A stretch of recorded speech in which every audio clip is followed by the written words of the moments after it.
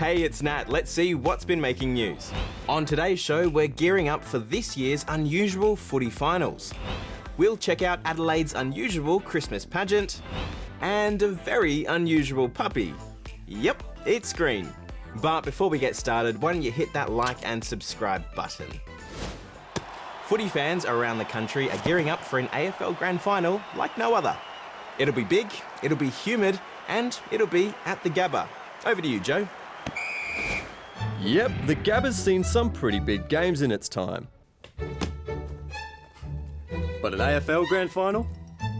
That's a first. It'll be a clash of the Cats and the Tigers, which are also cats. Whether it's colours or your favourite form of cat, I don't know, a big tiger or a small cat, you can't miss on Saturday. It's going to be an unbelievable game. But it won't be your average Grand Final. For starters, the weather will be different to your average Melbourne spring day. Forecasters say there are a few storms hanging around, and while we might avoid the rain, it's gonna be hot and sticky. The Grand Final also comes at the end of a very weird season. Remember those 33 games in 20 days? Phew! While it's a bit sad for Victorian fans, for people in Brisbane, it's an exciting opportunity to check out a sport that's not usually so big here. Meanwhile, in Sydney, there'll be more cats and more storms. The Penrith Panthers will take on the Melbourne Storm in the NRL Grand Final on Sunday.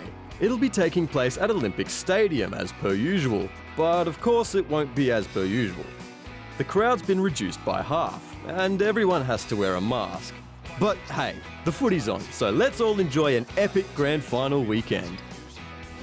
The US presidential candidates have faced off in another debate, except this time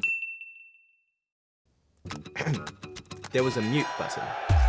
It was a feature brought in after the last debate, which got a little bit interrupty. Will you shut up, man? Listen, who is on your lecture court? This time around, each candidate was given 2 minutes to answer a question, during which their opponent's mic was turned off. I'm not a typical politician. Okay, that's why I got elected. It's the last time President Trump and Joe Biden will go head-to-head before the November 3rd election.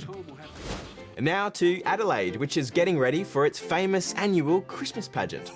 Like just about everything this year, it'll look a little bit different, but it's going ahead, and one of the floats has been designed by a Year 4 student. Let's take a look.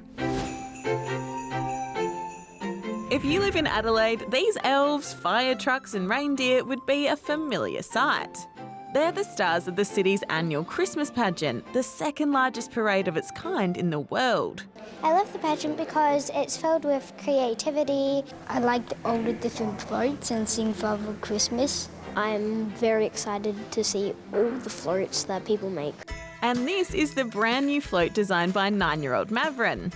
So Mavrin, how awesome was it to see your design come to life? It was really amazing. When I first saw it, when we got to Stardust, it was really cool. So how did you come up with the idea? Can you talk me through what it is? Well, it's a Santa mailbox. We send letters to Father Christmas or Santa about what we'd like for Christmas and, well, where would we put it? Obviously in a mailbox. Mavrin beat more than 300 other kids to win the pageant's mini float competition, taking home $500, scoring a pretty sweet tour for her and her whole class to see all the floats up close, and tickets to one of the hottest events in town. See, the parade's going to be pretty different this year. It's going to be held at Adelaide Oval, and because of social distancing, there'll be limited seats available. But these guys are just happy that it's still happening, even if they have to turn on the TV to see Mavrin's float in all its glory.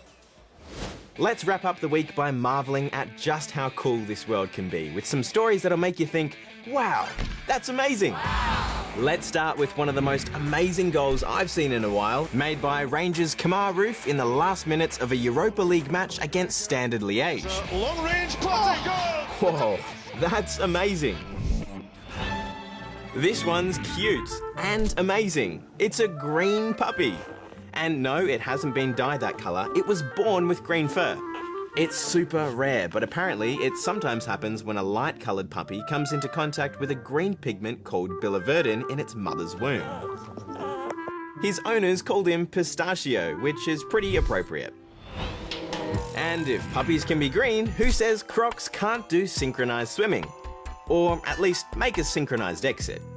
This amazing video was captured at Shady Camp in the Top End, a rather popular fishing spot. So stay safe out there, Territorians. Well, that's all the news from us this week, but don't worry, we'll be back on Monday. In the meantime, why don't you hit subscribe so you don't miss a thing.